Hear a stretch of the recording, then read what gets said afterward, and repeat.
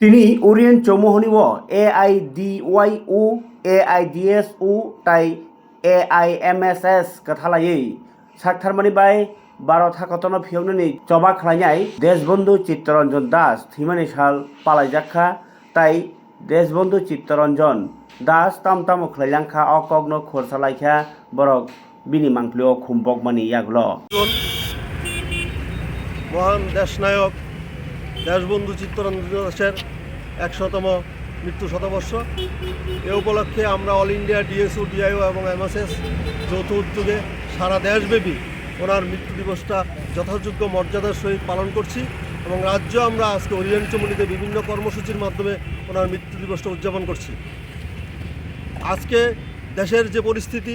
একদিকে বেকার সমস্যা, একদিকে বিভিন্ন রকমের দুর্নীতি, প্রায় 10 বছরের মধ্যে 80টাও বিভিন্ন পরীক্ষার প্রশ্নপত্র ফাঁস হয়েছে, তার পাশাপাশি মূল্যবৃদ্ধি থেকে শুরু করে নারী নির্যাতন, মদ মাদকদ্রব্যের প্রসার হচ্ছে।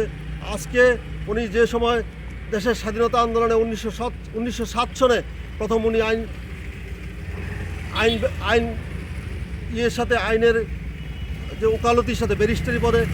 কাজকর্ম শুরু করেছিলেন এবং 1917 সনে উনি ভারতবর্ষ কংগ্রেসের মাধ্যমে ভারতবর্ষের স্বাধীনতা আন্দোলনে অংশগ্রহণ করেছিলেন এবং 1923 সনে মতিলাল নেহরুর সাথে মিলিত হয়ে ভারতবর্ষের স্বরাজ পার্টি গঠন করেছিলেন এবং স্বরাজ পার্টিকে বিস্তার লাভ করার জন্য উনি সারা দেশে কঠোর পরিশ্রম করেছিলেন এবং শেষ পর্যন্ত পশ্চিমবাংলায় এই স্বরাজ দল খুব প্রভাব বিস্তার করেছিল এবং মিউনিসিপ্যালিটি যে ইলেকশন পৌর ভোটে উনি 75টি আসনের মধ্যে 55টি আসন পেয়ে ওনারা জয়লাভ করেছিলেন এবং স্বরাজ দলের মেয়র হিসেবে উনি পশ্চিমবাংলায় মেয়র হিসেবে নির্বাচিত হয়েছিলেন। এর পাশাপাশি ওনার এই যে দেশাত্মবোধে উদ্বুদ্ধ হয়ে এবং দেশের প্রতি যে কর্তব্যবোধ এবং উদার মানসিকতায় উদ্বুদ্ধ হয়ে নেতাজি সুভাষচন্দ্র বসু স্বাধীনতা আন্দোলনে অংশগ্রহণ করেছিলেন এবং নেতাজি সুভাষচন্দ্র বসু বলেছিলেন যে ওনার আদর্শটা হচ্ছে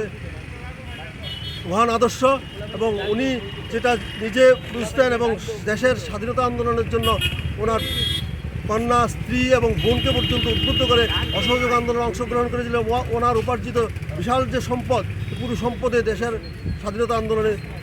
দিয়ে দিয়েছিলেন এবং এইভাবে আন্দোলন করতে করতে অল্প সময়ের মধ্যে 1925 সনের 16ই জুন উনি দার্জিলিংয়ে নিঃশ্বাস ত্যাগ করেন। আমরা এই উদযাপন করছি এই দিনটা যথাযোগ্য মর্যাদার সহিত। আমার নাম ভবতোষ দে, AIDU রাজ্য সভাপতি।